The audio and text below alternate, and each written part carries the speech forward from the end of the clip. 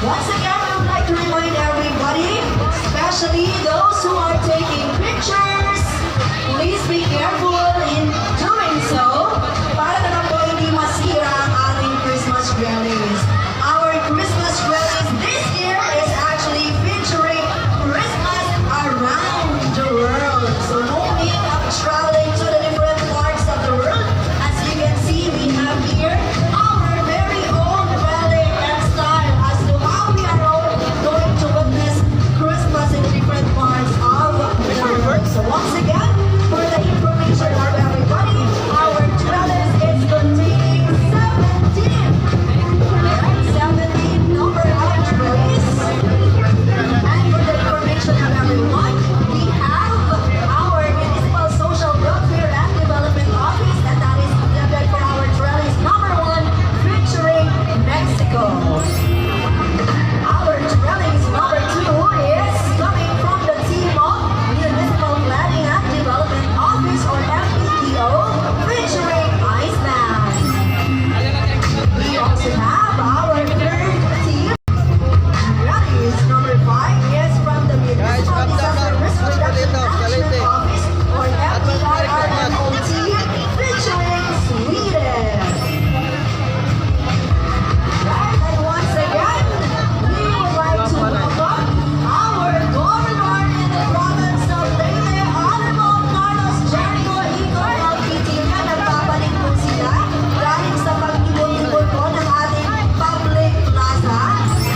Alright, napaka-busy po ni Gov, but the fact that he's able to have here with us tonight, it only goes out to show how special Palok is for Governor Hico.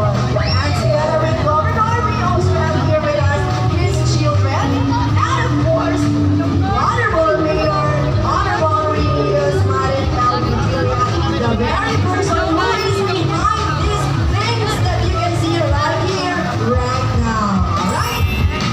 So right after, we will also be having our switching on of Christmas lights, not just here in Palo Public Market, we also have at the Palo, not just here in the Palo Public Plaza, but also at the Palo Public Market. Alright, so if you have time, you can go along with our Governor and Honorable Mayor in doing so.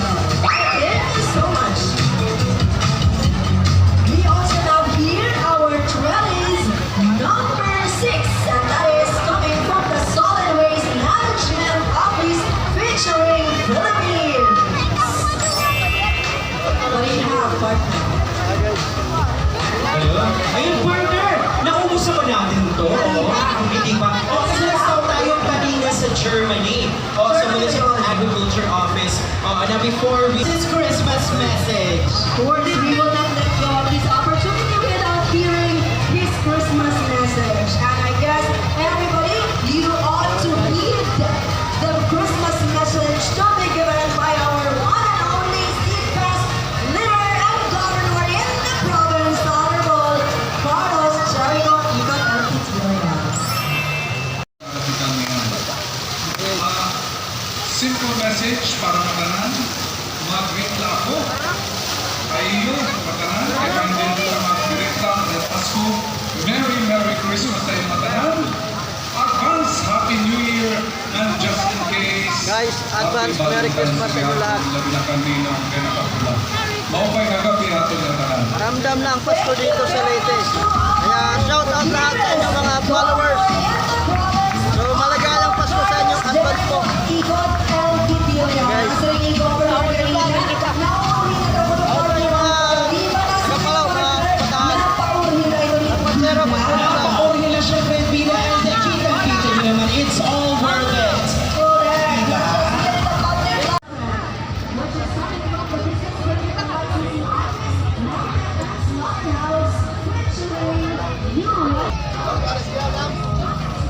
para sisigo.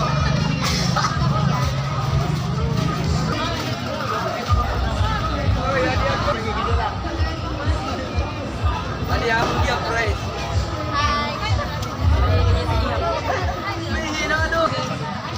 Sige, sige. Hindi pa namamatay.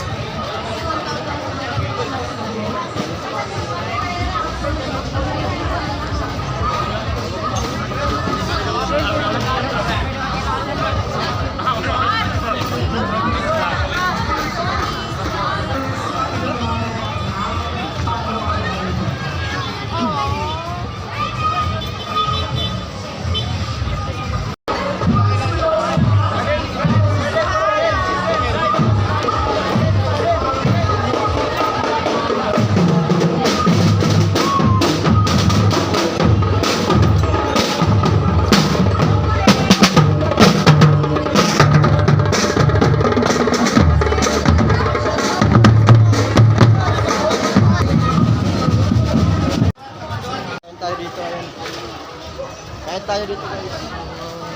Guys, dito kami ngayon. Kakain kami ngayon. Unan. So, pagkatapos lang namin dun manood ng opening ng Christmas light. So, dito naman kami ngayon kakain. Nagkataon, dito yung mga pinsan ko. Yung mga kamag-anak ko.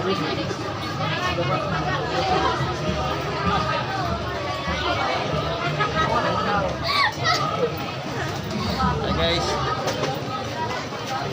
So, ramdam ng Pasko talaga dito.